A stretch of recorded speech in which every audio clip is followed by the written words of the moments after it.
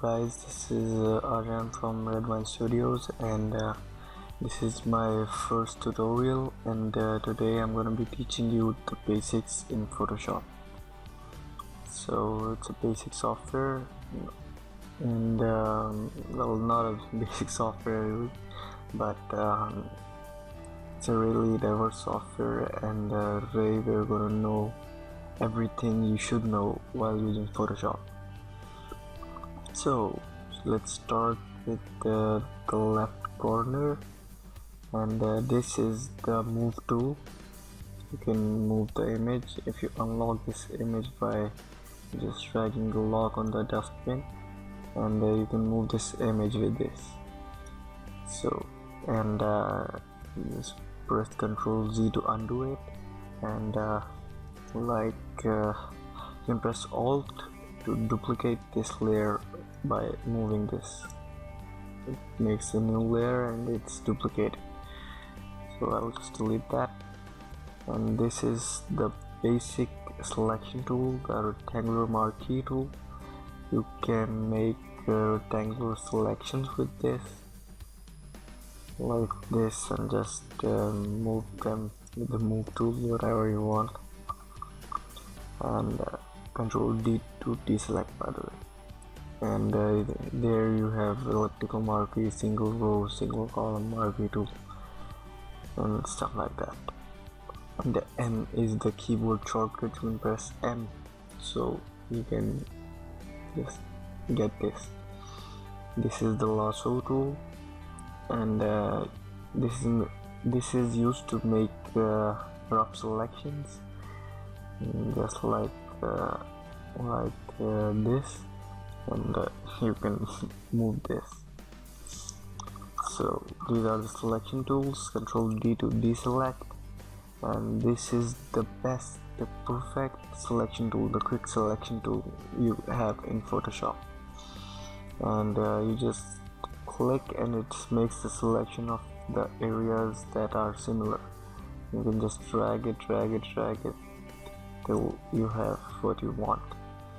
And if the selection comes in between your other space, you can just press Alt and just click to move the selection out, and so it's made a pretty nice selection of the sky. So it has a magic wand tool, and what this does is it selects the similar area, the similar area it thinks, it selects that, and you just press it and it selects the area, and you just press shift and it adds the area more and more. And just deselect this like this. This is the crop tool. You can crop your images with this, and it's got perspective crop, slice tool, and slice select tool, etc. They do pretty much the same job. You can just change the perspective and things like that. So I'm just gonna delete that. This is the color tool. You can select the colors in the photo you want, like whites or anything you want. This is the healing tool. What this does is when you don't want a wire or some unwanted subjects in the photo, you can just paint over them with the black, and boom, that's the trick, pretty much it. And it does a pretty nice job. But if you're not satisfied, you can use the clone stamp tool. You can press Alt to define the source point.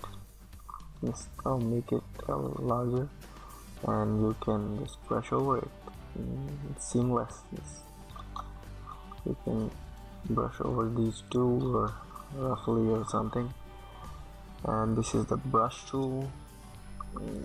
You can select the colors here, and you can just make a new layer, and I'll type brush, and you can brush over them. It's all.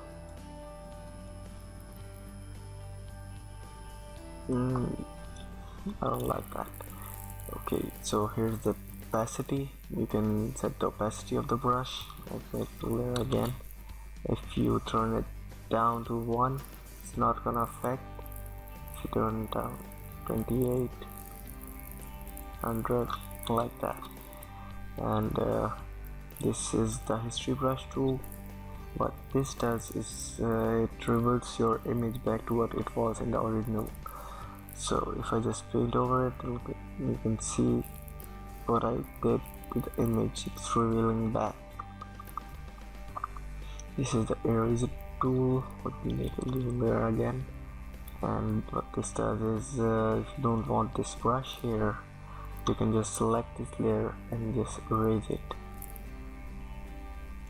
I'll turn it back to 100% like that.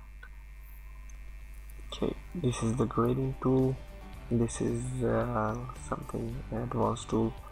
So what this does is you can select the gradient colors and just press enter, and you can drag from the left to bottom or wherever you want, and it will gradually fade the color to the other color.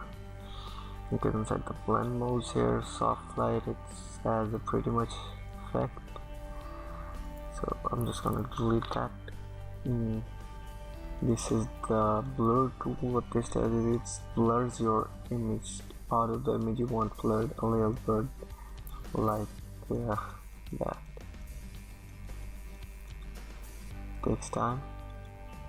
This is the sharpen tool. It's the opposite of the blur tool. It sharpens your image.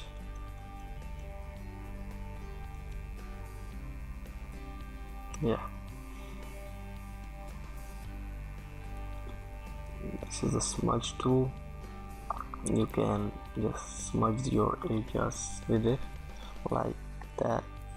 It just bulges out, or wherever you in the what direction you take it, it pretty much goes there. Now I'm gonna just go to the original layer. Yeah, this is the dodge tool. Dodge, it enlightens the area you want in the subject, like this. You can set the exposure, etc., the mid-tones or shadows or highlights. And this is the burn tool. It does the exact opposite. It darkens the areas like this. Exposure a little bit so you can see, like that. That's soft. This point tool, it does I don't like it.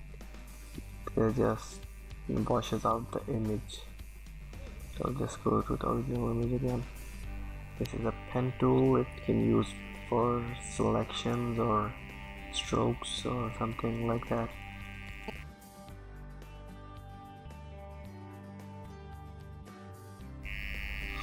Okay, so I'm back. I just got a little disturbed.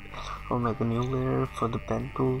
Okay, just complete the selection and right click and make a selection by it. And if I undo that and just stroke that from a brush and click the simulate pressure, it's gonna stroke the path of the brush size I have. So it's pretty much big brush, so it's gonna have a big impact. I'm sorry. And so it's the text tool now. What this does is it adds text to your image. The sun shines bright, and if I just Control D for transform and just make it bigger, and just press T to select the transform tool with type tool, and just make the color to black and reduce some opacity. It looks pretty good. And so I'm going to delete that. This is the cursor tool, not really effective. This is the rectangular tool. It adds shapes to your image, whatever color, whatever size, whatever stroke you want. Nice tool. And down here it's in the drop down panel.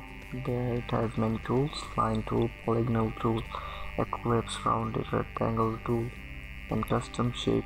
What this does is you can add shapes to your image, so like whatever you want, that's in there, like that. And that's pretty much the basics. You can now for the keyboard shortcuts and the layers palette, this if I want to duplicate this layer, I'll just press Ctrl J and delete that. And you can just for a new layer you can press Ctrl Shift N, and it will ask for the name, right, whatever we want, or just leave it like layer 1, and delete that again. These are the adjustments palette here: styles, layers, history, actions, navigator, histogram. You can just go to window and enable any of the ones you want. I'll just stick with this one. These are the filters here. You can blur, Gaussian blur. You can just adjust the pixels for however effect you want, and just explore.